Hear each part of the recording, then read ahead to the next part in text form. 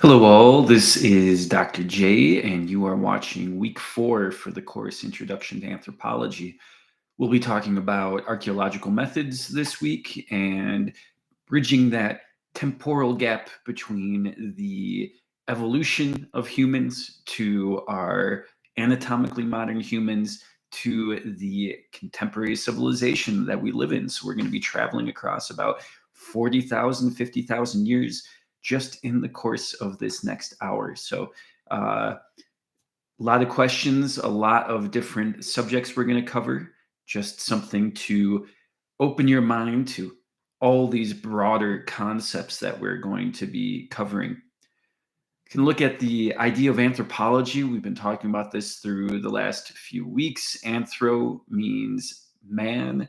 Pology means study of. So we are looking not just at the evolution that has taken place over the last billion or 400,000 or 40,000 years, but we are also looking at contemporaneous studies of man or human beings, right? This sort of term man came from earlier eras of academic research where men were the focus, but now we see that there is a much more open-ended definition of what humanity means, and the gendered man doesn't necessarily make as much sense as it used to.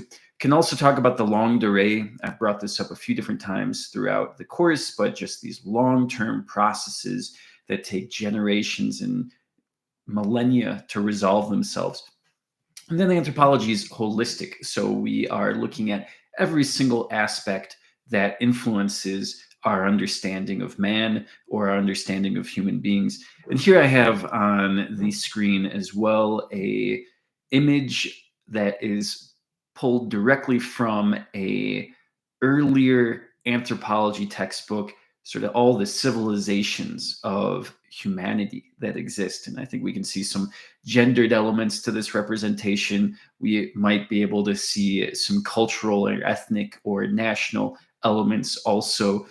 Race, I don't think, is necessarily as prevalent as it may be in other anthropological contexts. We can see clothes, we can see material culture, we can see different phenotypic or physical traits as well that are getting represented. So anthropology has this long history of trying to see human beings as complex social and cultural animals, looking at every single aspect of life and particularly focusing on different aspects of physical culture, material culture, and these types of similarities that we might have across cultures when it comes to race or gender or class or practice or tradition. We are entering the Anthropocene in this part of the course. If we looked at earlier parts of the course, we were looking at the evolution of humans. Humans had an impact on the world, undoubtedly. But once we enter the last 30, 40,000 years, we just start seeing waves and waves of humans and Neanderthals sweeping through the landscape, decimating environments and completely reshaping their environments to be something that allows for greater population growth, better health, sustainability. So the Anthropocene, just to give a basic definition, is the era of the world that is defined by the impacts of humanity. Anthro, so man, the impacts of man, or the man age, if we wanted to break this down. This is very different than previous eras in humanity when we are looking specifically at these broader geological flows and fluxes, and there might be more dominant creatures. If we remember going back to Australopithecus afarensis, Lucy. Lucy was not a predator, Lucy was prey. And because of that, we can deduce that the impact of humans on the environment was not as dramatic as it was until the last 40,000 years. So the Anthropocene is a loosely defined era in Earth's history that encapsulates all the impacts that anatomically modern humans have had on the Earth. Can look at technology. We started looking at Oldowan tools going back to the era of Homo habilis, the first ancestor to anatomically modern humans that had evidence of using tools, very simple tools, still technology nonetheless, being able to flake apart different stones to make different axes and different cutting materials. All of those things are very specific advances and unique advances to humans or our more recent descendants. We can also go and fast forward to the last 100 years of technological advancement and see dramatic change happening year by year. One of the pieces of technology that I'll be talking about throughout the course when I talk about material technology is the Polaroid camera. I used to collect a lot of Polaroid cameras. I don't as much anymore, but the Polaroid camera used to be the pinnacle of human technology, at very least when it came to image making, when it came to consumer technology, when it came to mass production of advanced technologies, when it came to chemical photographic processes. The Polaroid camera is not digital. It requires a instant film that absorbs specific lights in specific chemical processes producing color, and it produces an instant image. So it's a photographic and a chemical process. Polaroid cameras went out of use in the early 2000s. They were already sort of a dying technology because of digital cameras. And with the invention of smartphones, we see the need to have a instant camera go away almost instantly. The company goes out of business in 2008. A group of investors buys it again in 2010, and they have to reinvent a lot of the chemical processes. Polaroid had many different factories and many different subsidiaries and partners to produce this very complex machine. You got to have someone making the glass, someone making the plastic, someone putting the stickers on, someone selling it, someone putting the film together, someone putting the paper of the film, someone doing the chemicals for the film. All of these different processes required unique, advanced forms of technology. Nonetheless, the company, the current iteration of Polaroid, sort of the second generation of Polaroid, understood that they could have this artistic or craft part of the industry. It was no longer the height of technology. We had digital cameras and phones that did everything that the Polaroid did, only better. And with that, we needed to create a new market. I started collecting Polaroid cameras, going to Goodwill and buying them for $1 a piece and going online, fixing them up, selling them for $10, $15 right when they started creating film again. And I was selling it mostly to people that just wanted to do sort of like art projects or go on vacation and have a really cool camera just to take unique photos. But what we can see, and I'll be talking about Polaroids throughout the semester, what we can see is that the technology remains the same. The bits and pieces of the technology stay the same, but the use of it transformed. When Polaroids first came out, they were instant evidence. Police would use them, insurance claims people would use them. You'd see them at family reunions and family get togethers. It was just an instant form of documentation. Once we had different types of documentation possibilities through digital cameras, we can see that the meaning of this very artistic instant camera changed to be something much more artistic, much more aesthetic, much more unique, and not necessarily meant to document. And meaning then influences its use. We can see that there's still some sentiment behind the aesthetic that the Polaroid produces. It's a little impure, it's a little grainy. Instagram, for example, was a digital reproduction of what the Polaroid produced. A lot of the early filters, which are going to go away, Instagram's going to get rid of its filters pretty soon. We see that these early filters are the product of trying to reproduce the chemical film quality. So we have all these very complex technological processes going on.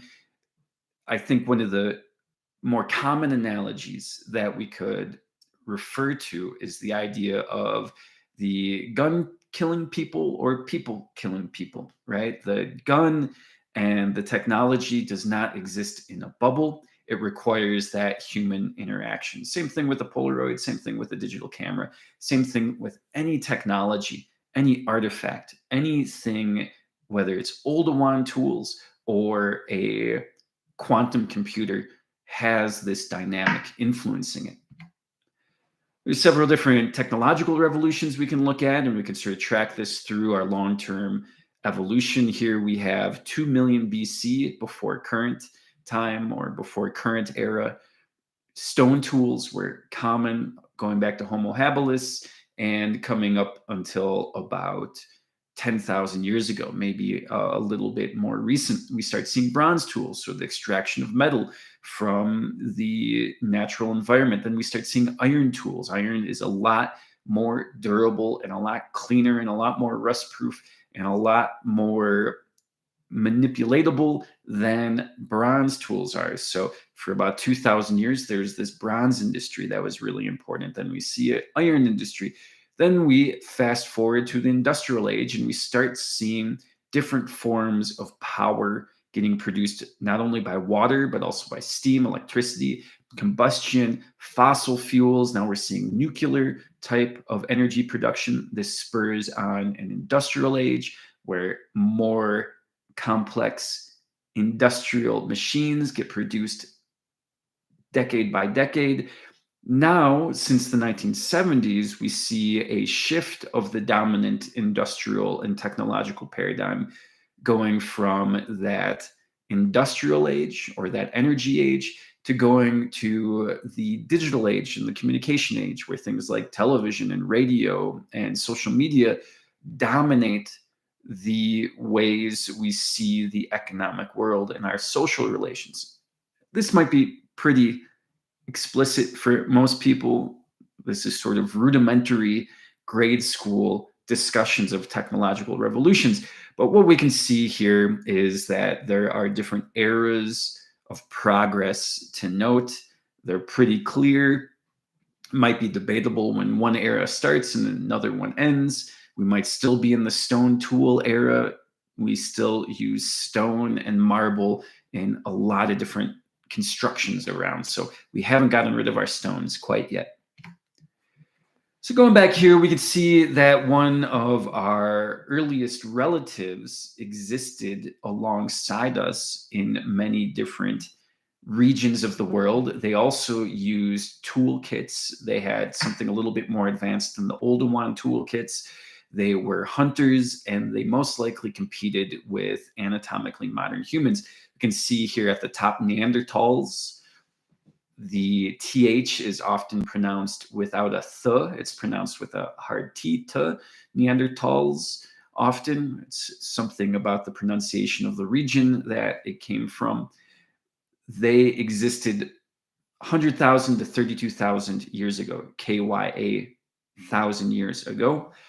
This is actually an era that encompasses, or is encompassed by, that's encompassed by when we think anatomically modern humans existed. So Neanderthals came about and went away during the same period that there was most likely anatomically modern humans.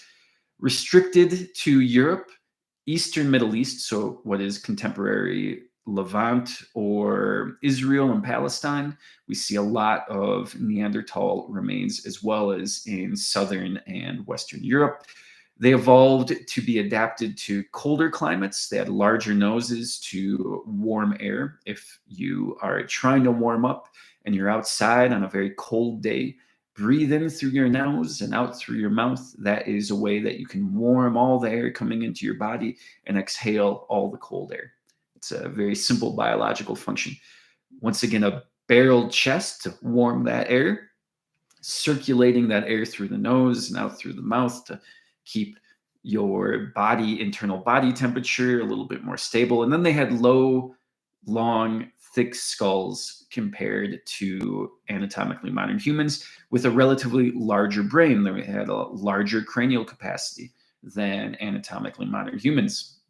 There's a lot of different theories about why that is. They might have had different parts of their brain evolve at different paces. They might have been smarter than us. They might have just had a different setup inside their cranium. They might have had a field of fat. They might have had a bunch of other things. We haven't found an intact skeleton and body yet, but we can make some presuppositions. This is just a map of where we see Homo sapiens, so anatomically modern humans, Homo sapiens, in red, where we see early evidence of them found. We can see then in orange the Homo neanderthalensis, or the Neanderthal, where they exist, and that's mostly in this Eastern Asia. I think they have some evidence that go all the way out to what is now Pakistan and Afghanistan, and then we can see the Homo heidelbergensis, which was principally confined to Africa. Possibly the anatomically modern human emerged and evolved from heidelbergensis, whereas the Neanderthal was a founder population that remained somewhat isolated after a brief migration. You can look at Homo habilis in, I believe that's dark blue, and then Australopithecus. So all of those light and medium blues we can see are sort of stuck here in sub-Saharan Africa in this rather rainforesty, open woodland type environment. Pretty well evenly distributed through Europe, through the eastern part of Africa, and sometimes with some evidence of Homo erectus getting all the way out to what is now eastern China. And we can see here too, the land mass extends a lot further out into the ocean in a lot of different places where we see evidence of possible Homo habilis and Homo erectus. If you remember from the last slide or last few slides from last week, we have the hobbits here in Java. This was possibly one huge connected landmass. What we know from historical evidence as well as from contemporary evidence, we tend to hug the coast. There's a lot of resources along the coast. There's easy travel along the coast. There's social dynamics along the coast. And so most likely what happened was a lot of this early evidence that we have of Neanderthals is sort of buried underneath the ocean. So we have some limited evidence. There's some very explicit reasons why we might not have more evidence from this evolution. Just the geographic range has constricted and been buried underneath the ocean. Neanderthal bodies were relatively small, more robust compared to humans. If we remember from that earlier week talking about the different Australopithecus, they are more robust and more gracile. 5 foot, 185 pounds. That's a pretty stocky person. Larger nose, head, bone muscles, bulkier. Their bones were denser. They were most likely less agile just because the pelvis was a little bit wider. There was also some suggestive evidence that the Neanderthal was a species that was trying to ride large pack animals during the hunting process. So they might have needed a more robust musculature and bone structure to withstand a lot of the bumps and bruises that are associated with trying to jump on the back of a water buffalo or a mammoth to try to hunt it. Here's another representation. We do have some relatively intact Neanderthal skeletons. And this one here, I believe, for the most part, minus the cartilage that they had to add, is a relatively intact reproduction that they have made. We can see the size is different. The waist and the torso is a little bit wider. We can look at these bones. They might not be completely clear, but they look a little bit more robust here as well in the leg region. And they might be, with these wider stances, they might be a little bit more bow-legged. That's something that was hypothesized when they started getting more evidence from Neanderthals, seeing a more curved femur and a waist that allows for that shape when you ride a animal. You got to sort of spread your legs out wide. They sort of have a bone structure. Neanderthals have a better bone structure when it comes to riding animals. There's also some evidence of language. They had a hyoid bone, so this allows humans to produce a wide range of sounds necessarily for language. So if they had this capacity, if Neanderthals had the capacity to produce language, they were most likely producing it. And then they also have a gene that is associated with the cognitive ability to produce and understand complex language that we don't see in any other species, and this is the FOXP2. Did they speak languages? We don't have any evidence of them speaking languages because they didn't write anything down and they didn't have any recording material. So we can shed a piece of doubt there. We can say that, okay, we don't have irrefutable evidence, but we have the two most important prerequisites for producing language, and that's the hyoid bone and the FOXP2. When we add that possibility to the broader characteristics of the Neanderthal, we can assume that they were highly intelligent, highly social, and most likely able to communicate or express amongst one another, pass on language and knowledge from generation to generation, as well as possibly communicate with other intelligent species that may have inhabited the same landscape as them, specifically anatomically modern humans. They had social units. They consisted of extended families. They took care of the sick and injured. There's plenty of evidence. One of the things we can see in the bones of people who have passed is whether or not they'd had trauma or chronic illness. And we can see that there has been many Neanderthals who had injury and chronic illness, and they were taken care of, and they lived relatively long lives into being elderly, what we would even consider being elderly nowadays. Most lived inside caves, from what we can find, very safe and ready-made structure. We see multiple generations living in these caves. And we can also see that they are caring for remains in these caves over the course of multiple generations. There could have been other types of structures we see in early humans, early anatomically modern humans. There are a lot of bone structures, hunting down mammoth and using their huge bones to create a rather permanent structure, and using their skin or pelts as a sort of teepee-like structure. We don't necessarily have a strong indication that they had art.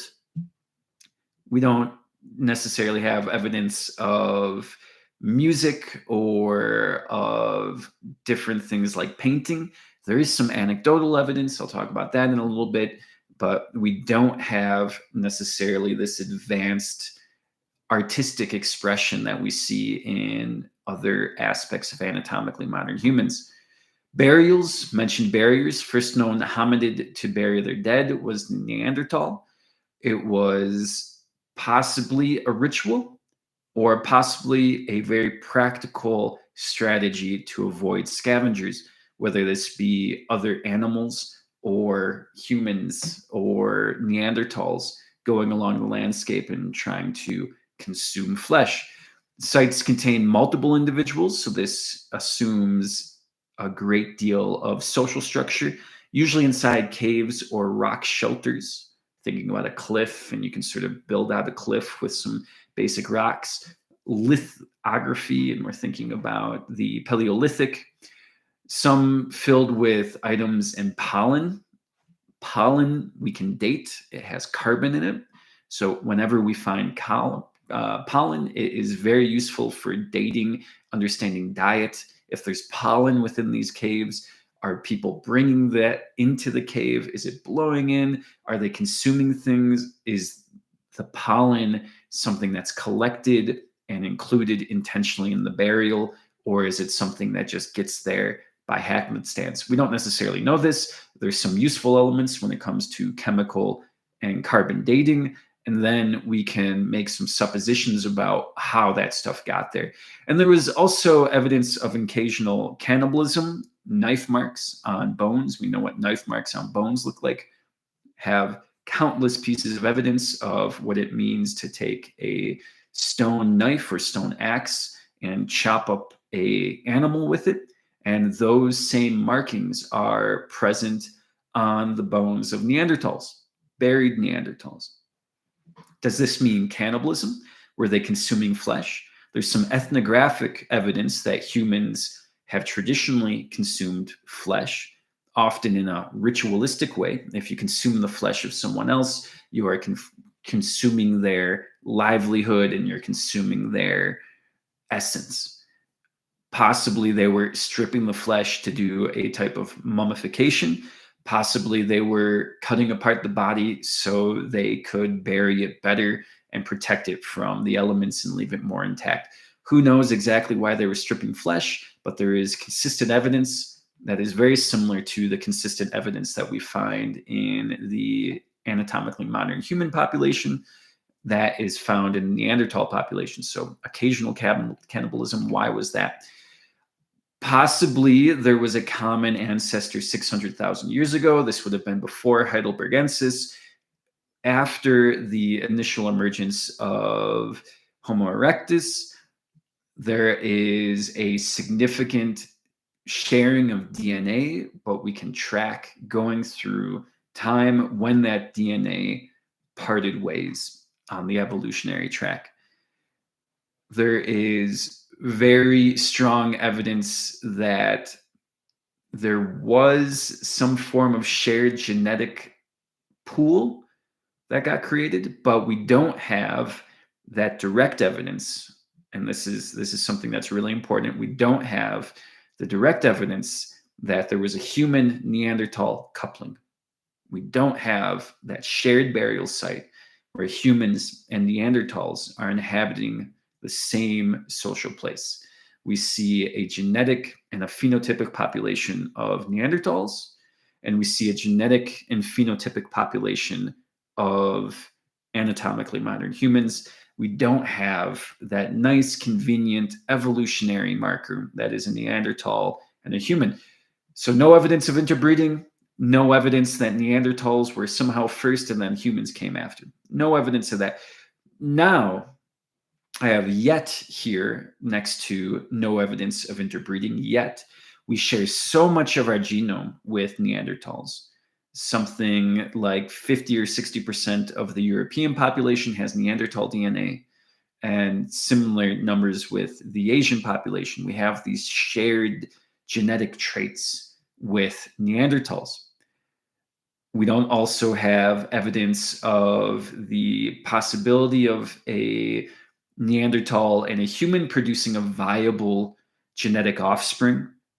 Compared to the horse kingdom, we have donkeys and we have horses, and they can interbreed and create a mule, but a mule is sterile. So when we can produce offspring, it doesn't necessarily mean that we can produce fecund or fertile offspring that are capable of continuing on that mixture of DNA. So we have a lot of doubts here. I'm on the side that there was most likely some interbreeding.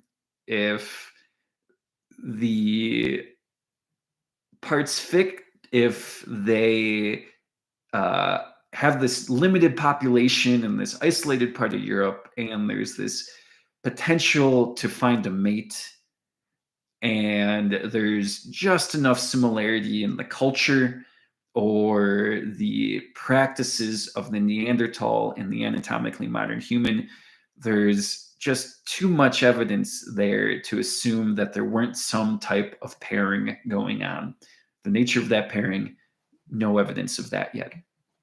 Interaction with humans, most likely what happened was they avoided each other. They were two distinct species. They looked different. They most likely had different language patterns. They most likely had different ways of carrying themselves. We also can see that humans can produce a lot quicker than Neanderthals were able to produce. One aspect that's just coming to mind is the much larger head that the Neanderthals have. They have larger hips, but nonetheless, it creates this precarity, this genetic precarity to have a huge head and a very narrow birth passage that both Neanderthals and humans have relatively. So we have this evidence of larger populations looking at a different, smaller population that's different than it. And most likely they were keeping a distance from one another and not trying to interact with another.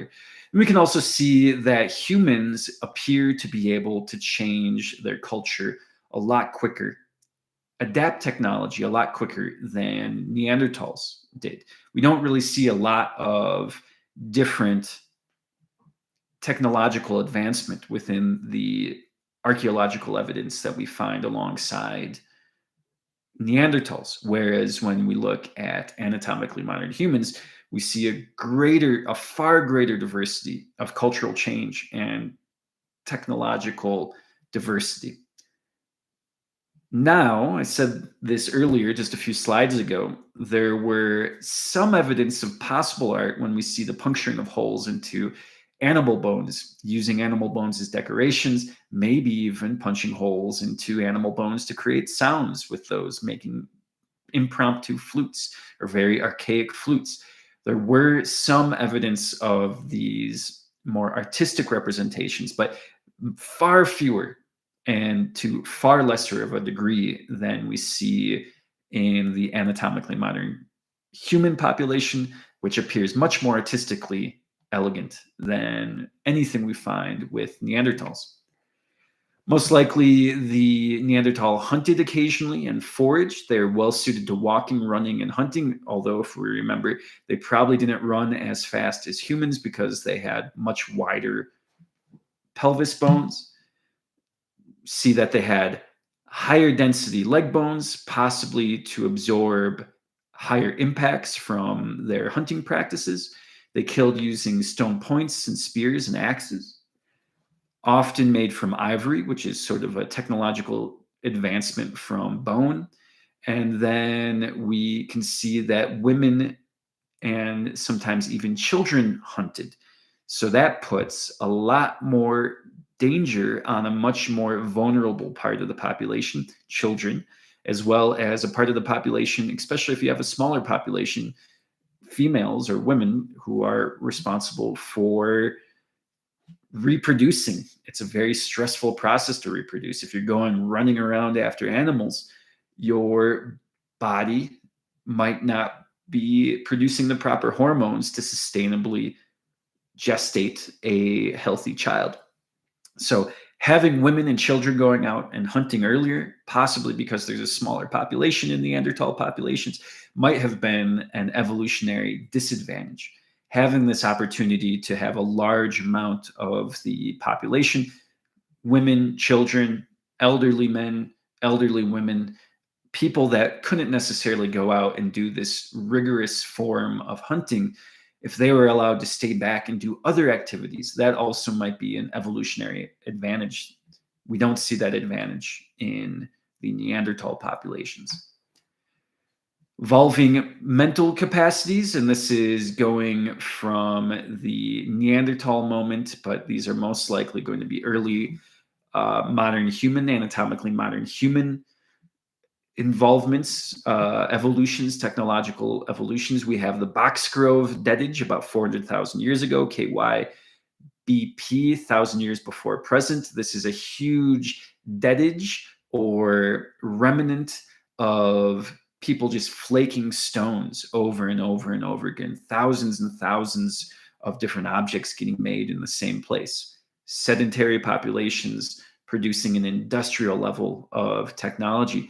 We have the Barakat Ram, which is in contemporary Israel, and this is just a huge stone that had been manipulated, possibly for sacrificial purposes, possibly to cut very big things, possibly to break things on top of it.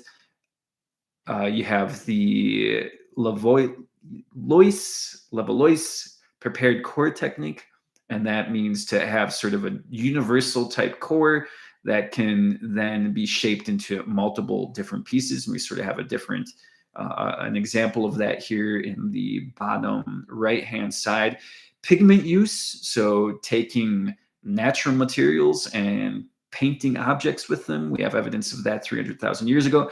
And then we have evidence of fire use, which is a prerequisite for any hunting population about 300,000 years ago. And this is from records of ash that we can see here. We can see sort of a caked ceramic like object that was produced from a very hot fire.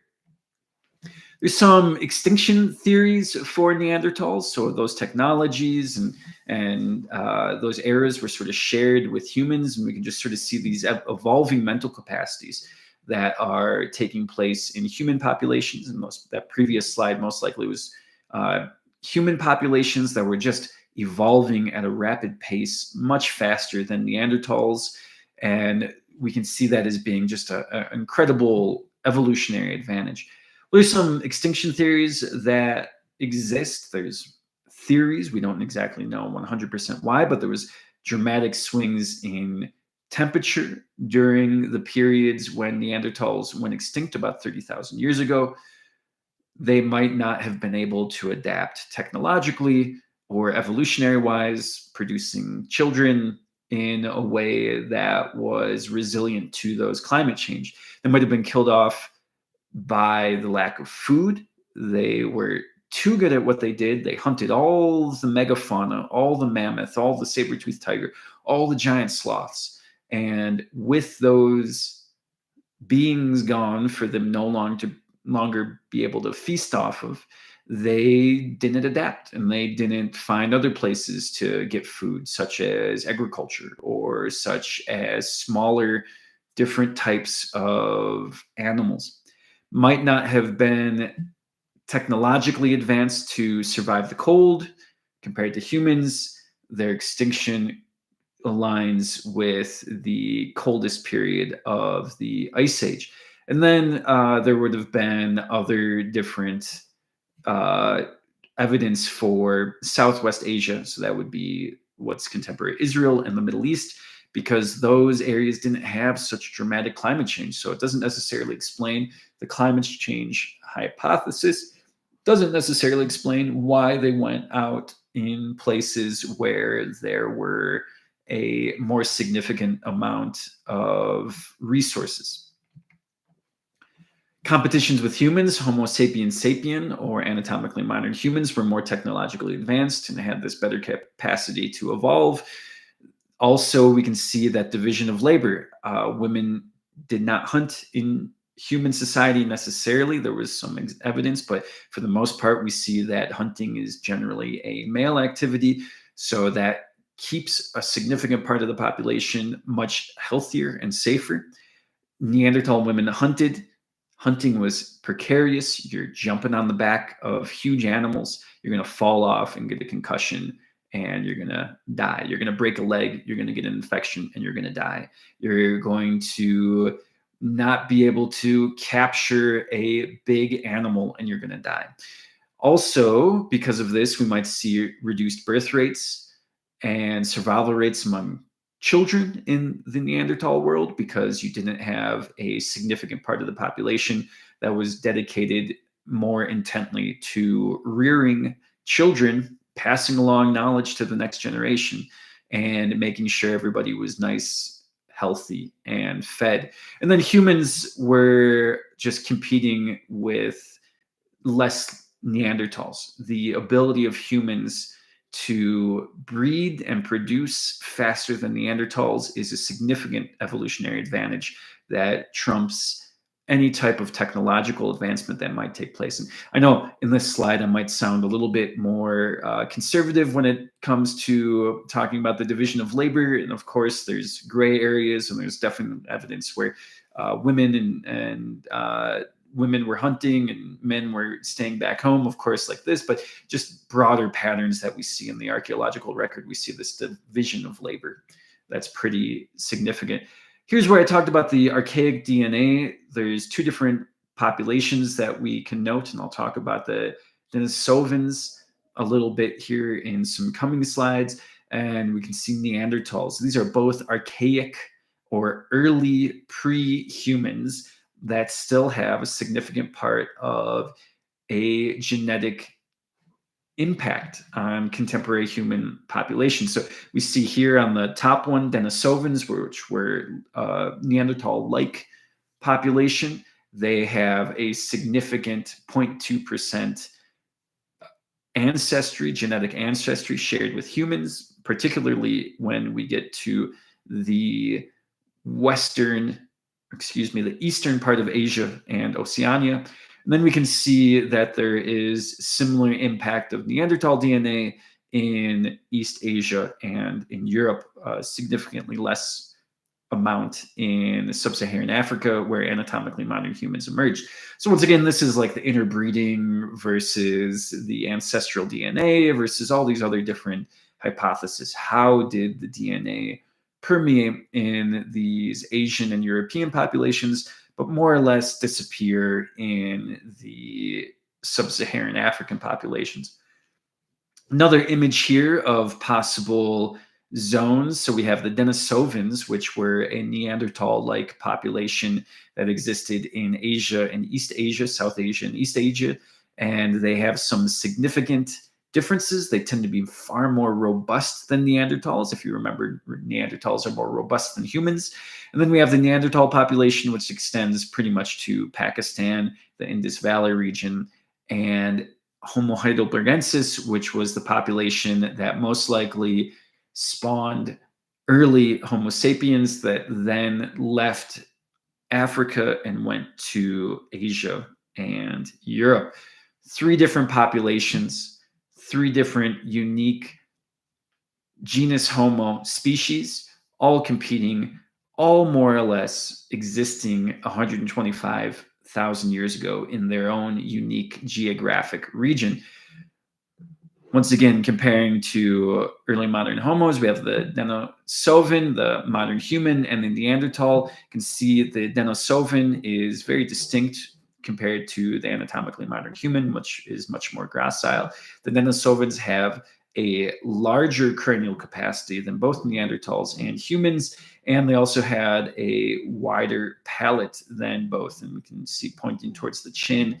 The chin is much more pointy in humans than it is in earlier species. You can also look at the jawbone and the teeth that are indicating a much more laborious food consumption. They need stronger jaws and they need stronger teeth to eat less processed food. Humans are most likely adapting, and we are not needing our teeth as much and our strong jaws as much. And so that's going away. And instead, we're needing a much more nimble and precise tongue and hyoid bone that's able to produce information through vocal communication. So we have these three different populations all sort of existing. And this is an artistic representation that I thought really exaggerated some of the differences, but we have anatomically modern humans with this nice dome-like or spherical-like cranium, much more gracile features.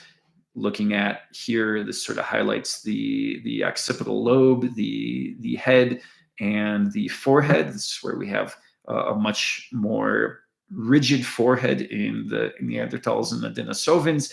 And we can also see somewhat of an overbite in some of these, and we can just see the size, the differences. So Neanderthals are much more well known. There's also this population. It's sort of a theoretical population, but we have growing evidence that there's this third population that was existing alongside modern humans and Neanderthals called the Denisovans in a different geographic region, and they were far more robust, and their genetic record still exists today in contemporary populations.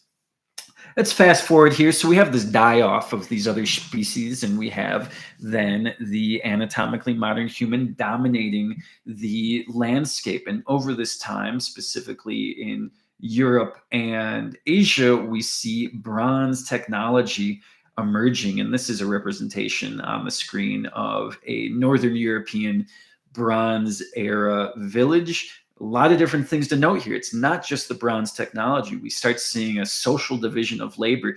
We start seeing rather permanent structures. We start seeing domestication of different animals. We start seeing agriculture. And alongside all these other things, we can see clothing.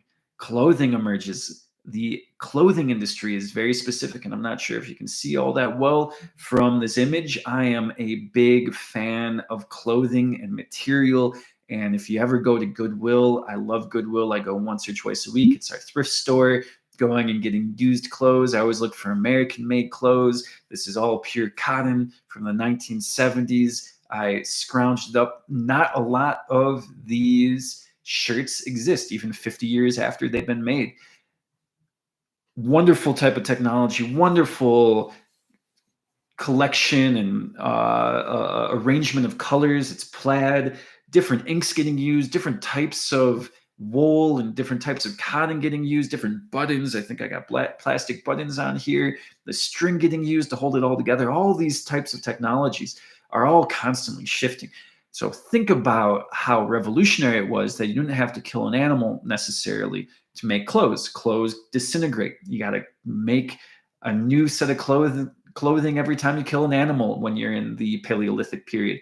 Whereas when we get to the Bronze Age, we start getting a lot of evidence of wool and cotton and other types of linen that emerge that don't require leather making skills, that don't require necessarily this big, heavy material to be draped around the body at all times, but more breathable, sustainable, agriculturally based materials getting used to create clothing. So just all these different things just emerge about 10,000 years ago. We have also the earliest evidence of really advanced ceramics 28,000 years ago, KYA, 1,000 years ago. Here is one of the oldest examples of a intact vase. It's from 12,000 years ago, so right around the emergence of the Bronze Age in Japan. We see ceramics, so it's not just the Bronze Age. It's not just bronze getting used. It's this ceramic technology that allows you to store food. It allows you to eat food safely. It allows you to exchange artistic representations. A lot of the earliest ceramic goods that we see have these very vivid pigmentations on them, either to represent actual events that took place, like an Olympic victory. We see a lot of different ceramics with like commemorating Olympic sporting events or battles or things like that, or just a form of representation that represents your village or represents your specific community. Just having this very practical object also have a lot of symbolic meaning is such a shift in the archaeological record and the cultural record that we can note 28,000 years ago. I also have on the website, on the Blackboard, we have an article that questions whether or not, instead of using the term the Bronze Age, we should use the term the Flax Age, or in a little bit more simplistic terms, the Fabric Age.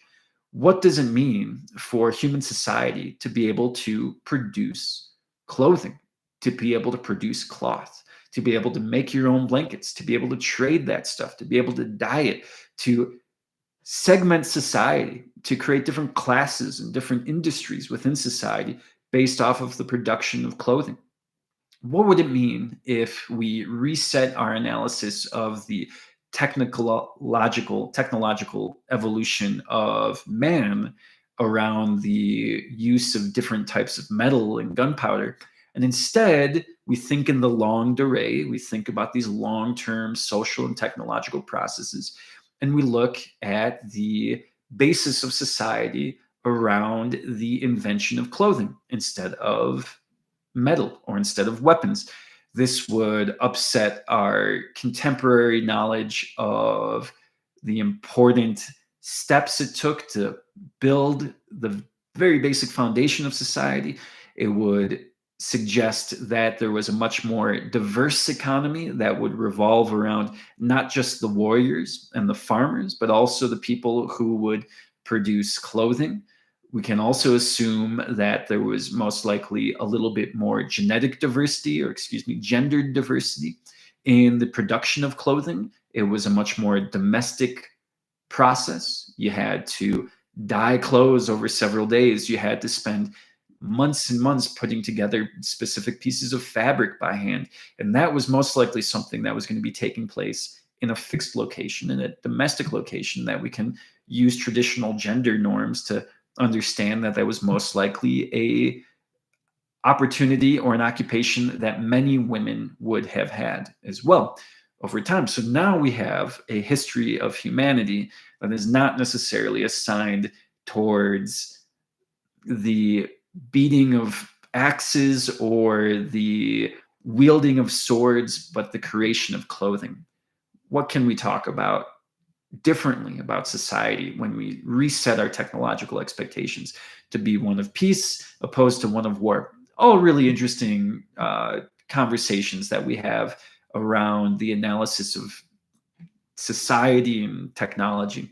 The article goes into a little bit more articulate detail of this argument. Can also look then at this holistic evidence, and this is something I'll be getting back to a little bit, going into detail about anthropology. We have many different ways we can analyze human culture. Started off with biology. This is sort of a meme that's been going around. Biology is just applied chemistry. Sure enough, if you can understand the chemical processes happening in the biological world, you are going to develop so much great insight. Chemistry is just applied physics. Sure enough, the process of chemical change is a physical process. Physics is just applied mathematics. Mathematics is just applied philosophy. So anthropology really incorporates a lot of these different holistic arguments. We went from being focused entirely on biology to briefly discussing material and technological advancements to then discussing the evolution of modern society. So we also, in anthropology, often rely on some of these more circular hierarchies of evidence. It's not necessarily just the biological that is most important or the material, but also this philosophical evidence that we can find building and establishing itself throughout society. With some archaeological methods, archaeological methods really span all those different fields of study. You have excavation, more or less, you go and you identify a field site. Often there's a preliminary examination of that field site. More and more, you start seeing LIDAR or radar or different very complex modern technologies that can analyze kilometers at a time. You'll also have more focused fields of study to start the excavation, where you'll just sort of have one example. Okay, there's a big object here that was made by people 1,000 years ago. Let's square off the region around it and segment it into a grid and start doing a very quick survey to see if we're finding any other evidence across this field. One little corner of the field, we might find some artifacts. We might find some other human-made objects. And that's just the very basic definition of an artifact, a human-made object. So we go and we zap a whole landscape, a whole city with LIDAR, so we get a 3D image of it and all its contours and look for evidence of possible mounds that get built. And then we go and we find a big football-sized field where we just walk across with a team of archaeologists and we look for any evidence on the ground where there might have been some significant impact. And then we go and we zero in on maybe a 100-foot by 100-foot region. We grid it off with rope so we know where all the different parts of this region is. And then we go and we start looking for artifacts. We can also find ecofacts, so natural origins like seeds, shells, and animal remains. Seeds can be very easily carbon dated. If we have seeds, we also know what type of things are getting planted. Similarly, with shells, we can see if we find shells in the interior of a landscape. That might mean that there's some trade with the ocean or trade with the water. And similarly, with animal remains, we can track the hunting patterns or how these things are sort of moving around a regional environment. You can also look at larger phenomenon, and this is sort of what I started off with, like trails, roads, and houses, irrigation, mounds, mounds. Mounds are also something that we can see on the landscape. Oh, someone put a whole bunch of earth in one particular place, and that just stands out completely. Let's go focus our attention on that big piece of landscape that just got reshaped by humans 10,000 years ago. Some types of objects, we can look and categorize objects based off of their use and their style. So here we have just a very uh, basic outline. I believe it's a Polynesian village, and we can look at all the different types of wood, bone, and stone material that are found in a modern, relatively modern, anatomically modern human inhabitation in Polynesia. We see a lot of different knives, a lot of different vessels. A lot of different vessels would be a way you can talk about, like bowls or plates is a vessel. You can see spears, you can see spoons, you can see possibly ceremonial objects. You can also see the community is built on a waterbed, and it looks like there had been a practice, possibly at low tide, driving stakes into the ground, into the bed of the water, and then building earth on top of that to sort of do a raised bed for the community to live on top of stilts. So we can see and categorize different types of objects by their use, by their style, by their significance. Can look at the context in which these objects are found in the archaeological record. So we might find a bunch of different knives, but every single knife has a different use, and we can categorize that. We can also look at where it's found. If we find a bunch of knives next to a whale carcass, we can probably assume that that knife was being used to cut apart the whale. And then there's all these other social questions we can talk about. So we find these objects in a primary context. The primary context is where they were used and where they lived their material lives. Then we can look at the archaeological context, the context that took place in the period between when they were used in the primary context and when they were discovered or when they were excavated. So the primary context is when it took place and when it was new and when it was created and when it was used. The archaeological context would be when it was found and how it was taken out of the ground or how it was taken out of that primary context. And then you have the secondary context, the place where it's stored. So a museum, for example. And then you have provenance, which is the longer history of all those primary archaeological and secondary contexts.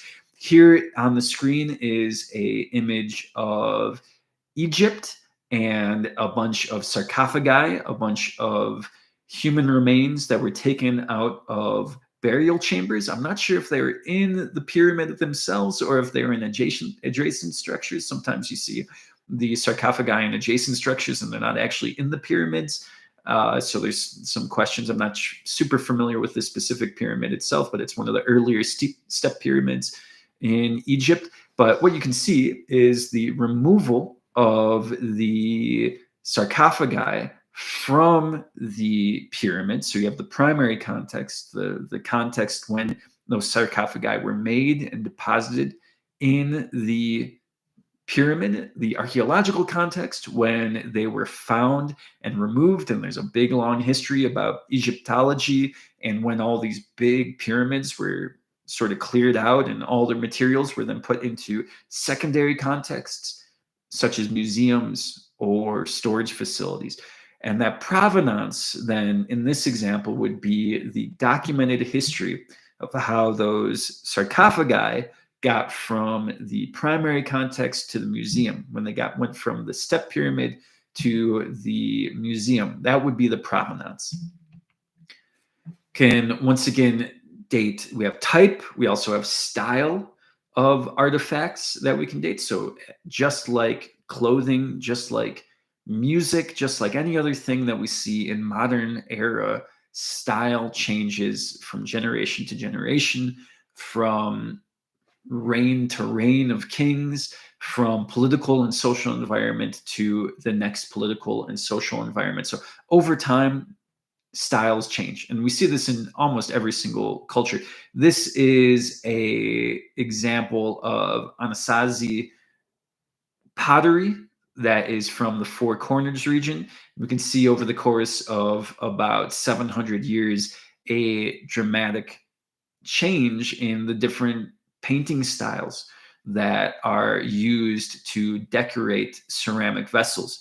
So the Chapin black on white is a lot more simple, just one little snake-like line going through the center of it. And then when we compare it to Mesa Verde black on white, we can see a lot more denser circular pattern that encompasses almost the entirety of the bowl. And from start to finish, we can see styles that look completely unique. So if we're going in the environment and we're going to that primary context and we're seeing these different types of pottery styles, we're going to assume that we have strong evidence that the site was inhabited from the period that these objects were created to the period that the last object was created. They might have survived. Ceramics generally don't survive all that well generation to generation. Often what people find are broken vessels or broken ceramic plates, and they have to put them together. And almost all of these, actually, it looks like all of these had to be glued back together in some way, shape, or form. And then we can see, okay, this is a 500 AD style. It most likely was inhabited and created at that time, and then it was buried. And then we can see at the same site there's going to be a Mesa Verde from 1100,000 years ago. So then we can just elaborate. If we know that that site had been occupied for such a long period, or from this period to that period, maybe we're not going to see one of the styles sort of disappear. So maybe the style didn't have influence, or maybe the site was not inhabited at that time. We can start filling in the pieces and developing a story. You can also look at relative dating, much more geological. You can look at strata or levels. There's the law of superposition. So older things tend to be buried deeper down, and that's the stratigraphic superposition idea. And then we can talk about stratigraphy, just the general order of that superposition. What are the different eras? And this is from Pompeii, one of the earliest archaeological sites that has been being dug out for almost 1,000 years now. You can see that there's a very clear analysis of different eras of volcanic ash and different eras of earth getting put on top of these objects or of these buildings. And as we dig through, we can see very specific chemical compositions and material compositions, as well as most likely objects, remnants of objects from that era. And this is one way that we can date how far and how deep things go, whether the soil matches other eras. You can imagine that it's not necessarily as easy to date as chemical compositions, but once we start adding and layering all these different other forms of analysis, we have a way to zero in on specific dates using soil level, excuse me. We can zero on different dates using soil levels. Also have chronographic, chronometric, and chemical and physical analysis that can go along with this. I mentioned this radiocarbon dating measures the degradation of carbon over the course of time. It can be relatively accurately used between 300 and 50,000 years. Once you get beyond 50,000 years, radiocarbon dating doesn't really work. And once you get closer to 300 years, we don't really have enough long-term evidence to understand exactly how old that is. So it's not a way, we can't necessarily say this object based off of radiocarbon dating was made 300 years ago, but rather we can say that the ways that the carbon had been degraded over time, we can say that it was most likely at very least 300 to 600 years ago, and we can sort of zero in on specific times and eras. But it's not as precise as a lot of people assume it to be, where you can like zero in on, 1492 was the year that this was made based off of carbon dating. That is just way too specific. It's much more used to understand specific, broader periods of time. Dendrochronology is also one that mirrors that stratigraphic strata-based soil analysis. If you look here, there are different tree rings. Rings can be of the similar species, of the same species, produce trees of some. Let me restart this. Trees of the same species will grow in similar ways given similar environmental conditions. So this means that every year as a tree grows, it will most likely grow a similar amount of wood or amount of flesh as to the similar species of tree next to it. So every single year we can count tree rings. That's something everybody, I'm pretty sure, should know after grade school biology or science class. You sort of learn that you can count tree years based off of the rings.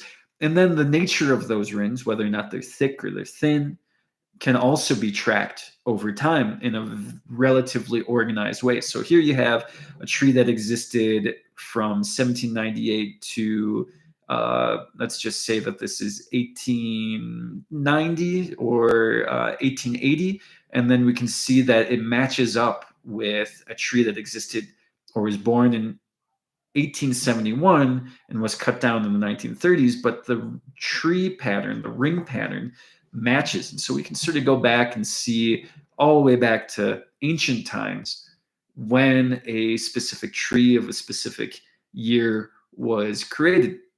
This is incredibly important because we build most of our structures around wood, and especially earlier structures, we can go in and see this wood. And this was this species of wood. Let's go see if we have any tree cross sections that we can compare it to.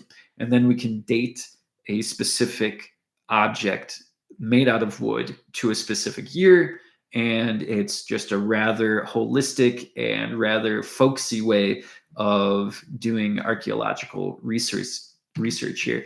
So then we have material culture, just sort of getting back to this. This is all sort of talking about material culture. We have Oldowan tool industry, and this is sort of just the broader material culture. So the big theme, very important theme for this week, just thinking of all these different types of material culture we have. One example I'd like to talk about when talking about provenance. This is provenance, this idea that we can track the history of specific objects. This is very important when talking about NAGPRA, which is in the United States at least, our national law or a federal law relating to the treatment of cultural artifacts. And we can also just talk about the basic understanding of who owns material culture and whether or not it needs to be repatriated to a different culture or a different community. Recently, the Koh-i-Noor was at the center of the debate about ownership and repatriation and provenance. The Koh-i-Noor is this nice shiny rock up at the left-hand side of the screen, and it's also at the bottom right in the crown of the former Queen Elizabeth, and now it is in the crown of the wife of Charles, Camilla, who is the queen by marriage to the King of England. It's got a long history, the Koh-i-Noor. It was first in the Mughal or Peacock throne. It was most likely first placed there, or possibly given as tribute to the Mughal throne, which it was a Islamic kingdom that existed before the arrival of Europeans in India. There was a Persian invasion. So this is contemporary Iran. Persia invaded. They stole the Koh-i-Noor from the Peacock throne, where the Mughal king or Mughal empire would rest. stole the rock from them or won it in a battle, and then put it onto the Persian crown. And you can see here it's cut a little different. It's cut a little more square on the Persian crown. Then the Emir of Afghanistan invaded Persia and took the rock. And then the Sikh emperors coming out of India once again invaded Afghanistan and got the rock and put it onto their crown. And then in the 1830s, during the era of Victoria, the British Crown had recently abolished slavery, and they went into Afghanistan and invaded and said, you are no longer allowed to have slaves. It wasn't the same type of slavery as we see in the Americas, but it was still a form of slavery, and it was sort of cruel because it was a slavery that was produced in large part because the British Crown had made the Sikh state a tributary to the British Crown, and they imposed a whole lot of different taxes. And so the Sikhs then were forced to enslave a significant part of their population, which then allowed the British to go in and say, you have slaves. We are going to destabilize your country in the name of freedom. And in order to get the British off their back, the young Sikh emperor, and I think he was less than 10 at the time, gave away the Kohinoor to Queen Victoria as a tribute. Like, hey, we're going to do everything you want, and here is a rock in good faith.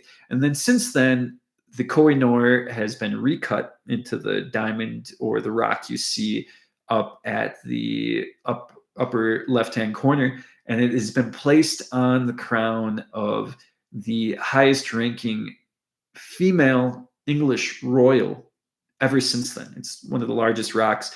During the transfer of power from Queen Elizabeth after she died to King Charles, there was a broader internet debate and a political debate about whether or not the Kohinoor should be returned back to one of the previous countries that once controlled it in some way, shape, or form. If we can think and look at this, none of these countries existed or exist nowadays. We have the current countries. We have Iran, and we have Afghanistan, and we have India, but none of the countries that these rulers in the last 500 years ruled over still exist nowadays.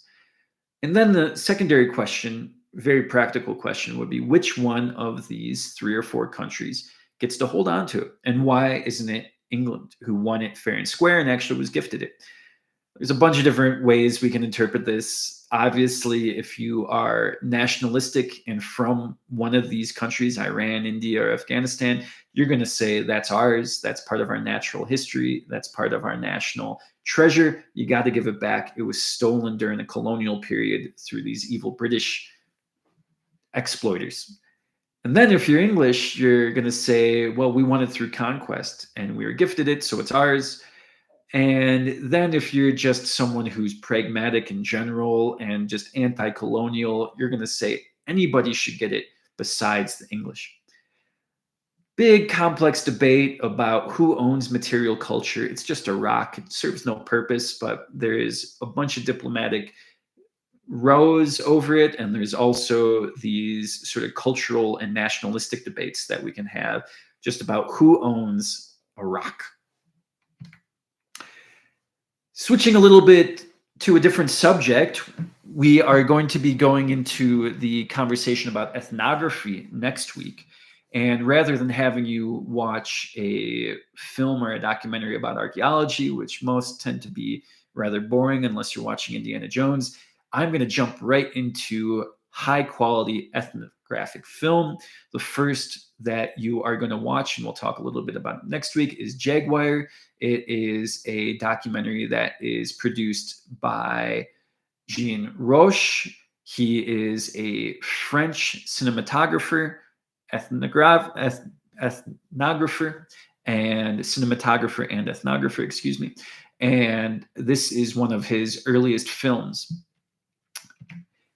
Jean Roche was early on in his life pre-World War II, a colonial hydrologer, so someone who was going and helping to dig dams and design irrigation systems and river systems in Niger when the French controlled it. During World War II, he was supposedly part of the French resistance. And then after the war, when France gave up all of its colonial territories, Jean Roche went back and started to do ethnographic film and became a very significant filmographer. He was inspired by the French New Wave and French ethnology, which is a very unique tradition. Both are very unique traditions compared to what we see Hollywood style cinematography, as well as American or British ethnography. French New Wave cinema, beginning more or less in 1960s, and this Jean-Luc Godard's Breathless, which is a wonderful movie. If we were in person, I'd have us all watch a little bit of a clip of it. Wonderful movie. You can watch most of it online if you're a film fan. It feels rather modern compared to other 1960s movies. Cinema verite, this idea that you're trying to capture something authentic, something real, something lived, something that doesn't feel like it's on a Hollywood stage. Breathless more or less tracks these two young people, and I think they're both in their early 20s, and they're going around and having this very authentic, casual romance. And the guy is this robber. He's sort of fleeing people, and he's sort of going to Paris, and he's trying to sort of hang out with this girl, this American girl that he fell in love with. And it's so close to reality that it can sometimes be surreal. There's things that take place that just normally don't take place in a highly scripted show or movie. And Jean Roche, the person who wrote and directed Jaguar, used this as a basis for developing his ethnographic films. A lot of his films are ethnographic fiction. Ethnographic fiction. So they take real world things and they structure a very basic story around them. And French ethnology is a little bit different. It has a lot more traditional work in Africa. French colonies were mostly in Africa and parts of Southeast Asia. And because of that, we have a very different ethnological tradition. Ethnology opposed to ethnography. Ethnology is the comparison of different cultures. And so when Jean Roche is having this very realistic representation of the Niger, he is also doing so to provide a comparative set of data points or comparative set of observations about that culture that may apply to other cultures. So, hey, look at this culture.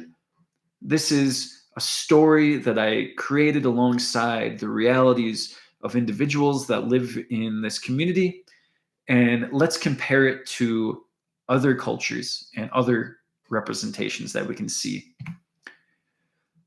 In Jaguar, we see a road trip from Niger to Ghana.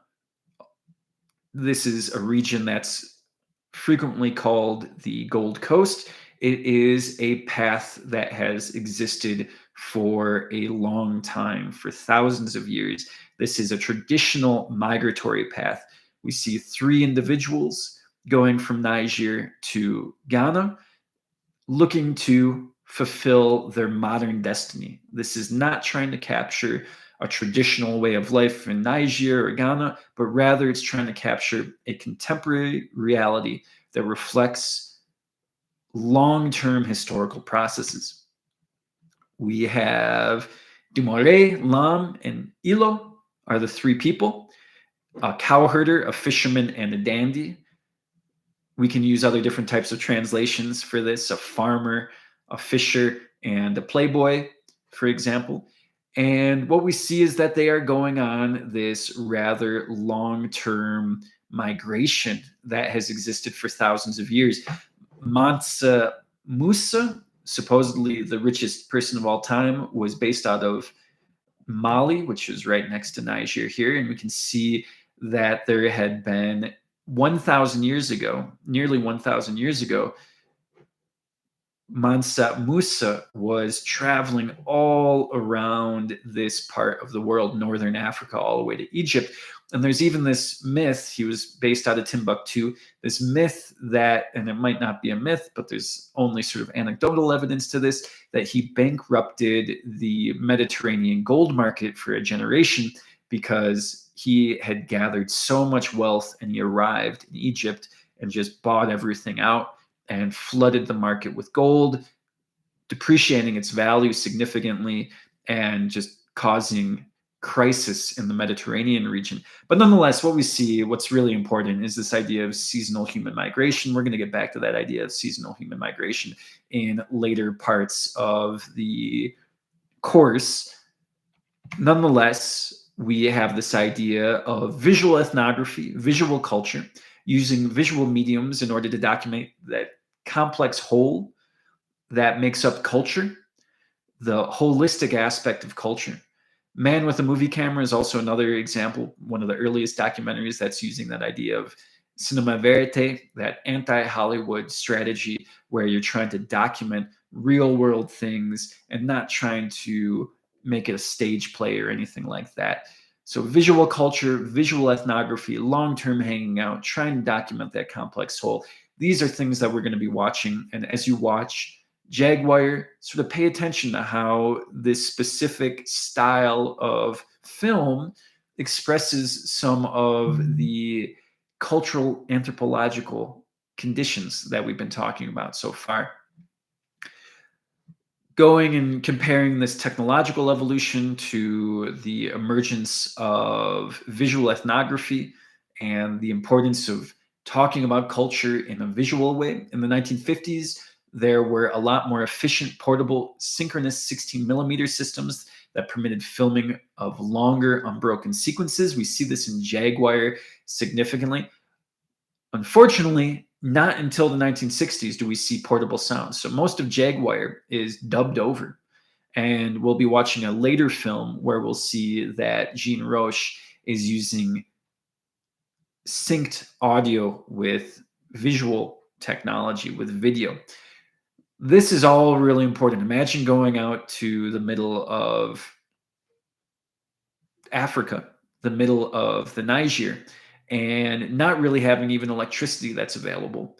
You have to go and have very limited technological capacities, and you have to plan around that. So a lot of the earlier stuff that John Roche did was a little bit less precise, and what we see just based off the conditions of production of this type of ethnography, we have to wait for later technological advances to materialize. Also see that cars are pretty prevalent throughout Jaguar, and this is a relatively new technology, and you can tell it's very transformative in the story that's getting told. You can also look at post-colonial anthropology and the role of the ethnographer. Jean Roche was once a colonial bureaucrat that was responsible for designing water systems and agricultural systems. And then he came back, and in Jaguar, he's trying to document or reflect what this cosmopolitan jaguar is, this dandy or this playboy, this jaguar, this person who is enmeshed in all the technology and all the debates about the modern world, not someone who's just anchored in this very archaic and traditional way of being, but someone who's part and parcel of the modern world. This is a post-colonial anthropology. Colonial anthropology would often be used by the colonizers to organize and understand who's being colonized. Whereas now in the 1950s and later, we are trying to deconstruct that colonial tradition in order to authentically represent what it means to exist in the modern world. So in conclusion, we can see that data can be anything human-made, linked, or influenced. We'll talk a little bit more about this next week. We can look at a holistic set of methodologies that range from quantitative to qualitative, from anecdotal to fixed. The role of the anthropologist in the construction of knowledge is ethically dubious. We can look at possibly the ways that Jean Roche was participating in both colonization and decolonization. We can look at the role that an anthropologist might have in deciding whether or not the Koh-i-Noor stays in England or goes back to Afghanistan. And we can also look at the ways that we want to avoid causing harm, whether that's through the proper sharing of material goods or through the ethical representation, the positive symbolic representation of the cultures in which we study.